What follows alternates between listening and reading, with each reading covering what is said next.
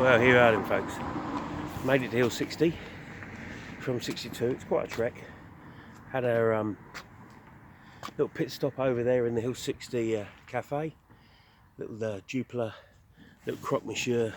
Keep me going, give the feet a break. Very weary. So I'm going now into the point of Hill 60. Hill 60, just along from 62 on the same line, was like 62, fought over really ferociously throughout the whole war. It's really good now here because they've put this walkway, which is really good, makes it safe, accessible for a lot of people, and shows you all about it. I'm going to give you a few little things details about Hill 60. Don't go in too tense because again it's a bit like read it for yourselves, learn from it yourselves. But this was a point. It was obviously a high point. It's a bit blanked by all the trees now, but the view down into Ypres, you're at a high point like 60 metres above sea level. You can fire down into Ypres, onto Ypres. The houses and the trees here now tend to block that view. You will get a view of it as we come round, so you can't really see it. You're not getting to see what I'm going to say. There's the memorial up there to the Queen's Victoria Rifles up on the hill there. They're a territorial battalion, and they won, their Lieutenant Woolley won their first Victoria Cross here. This little area here won 4 Victoria Crosses. He won 1, and then you had Rupert, Geary and Dwyer. All of the Surreys won the other 3 Victoria Crosses. Obviously we know from reports etc that Victoria Cross winners and any medal winners usually carried out some incredible acts of bravery, not always fighting, often saving people. You can see around me still lots of the many craters, and all around here you see the many craters. Now that memorial was originally a lot taller than that, it was a lot bigger than that, but sadly in the Second World War some young Germans, apparently troopers, blew it up. There's a lot of hearsay and conjecture what happened to them because apparently a certain person wasn't particularly happy with what happened because he tried to respect everything that went on within the First World War, because he fought in and around the areas. We won't mention his name, but you know who I mean. And so what became of those guys, we don't know. But anyway, back to the more important matters at task. I'm going to pick out one guy. I'm going to pick out Edward Dwyer. He was the private, the others are all officers. And it's not because he was a private. I pick him out because you can actually go on YouTube and you can hear his voice. After he won his VC, he was injured, he went back to the UK, and he was recorded. They used to use VC winners to try and garnish more support, get more men to join up. And so Dwyer, who won his VC sort of in and about that area there, he went back and I think he sang a song, if I remember listening to it, and you can hear his voice. Now Dwyer obviously fought incredibly well here, tenaciously, and won his VC. And another time I will go into all about Dwyer when I start doing my Victoria Cross blogs about guys. But the one thing I will say about Dwyer is I was down where he ended up, and sadly he came back to fight. He ended up down on the Somme, and up until the time when he won his VC, he was the youngest VC winner at the age of 19.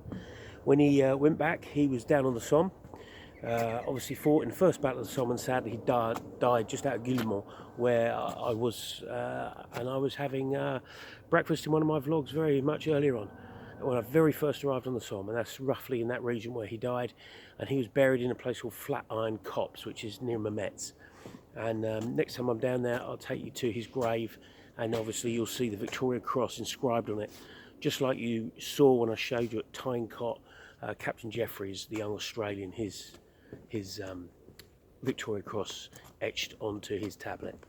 So here we are, this point here, again, you're not really getting why this is so important, why this was fought over for so hard and so ferociously throughout the entire war. I mean, throughout the entire war. On the 7th of June 1917, the Mézine attack, the very successful attack, yeah, we had one. There were a series of mines set off, 19 odd, and there were a couple set off up here as a sort of diversion, even though they still attacked, and obviously sadly many men lost their lives, but it was to make the Germans not think that, to think it was a sort of a broader front, and maybe that wasn't the main area. But Mazim was where they were really intending to smash through, and where they did smash through very successfully.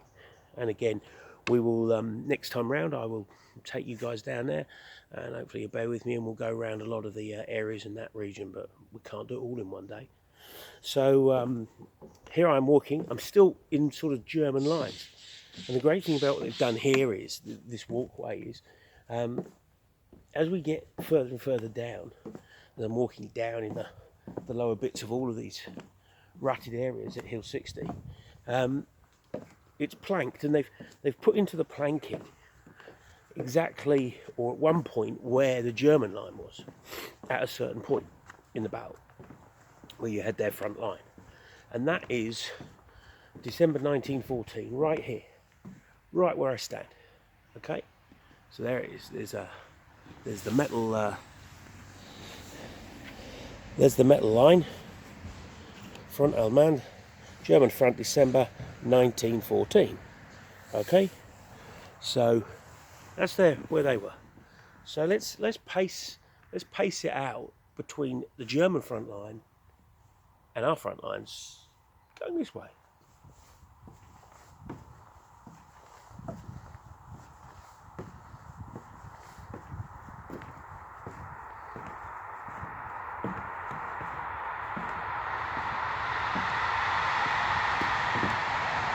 And right here,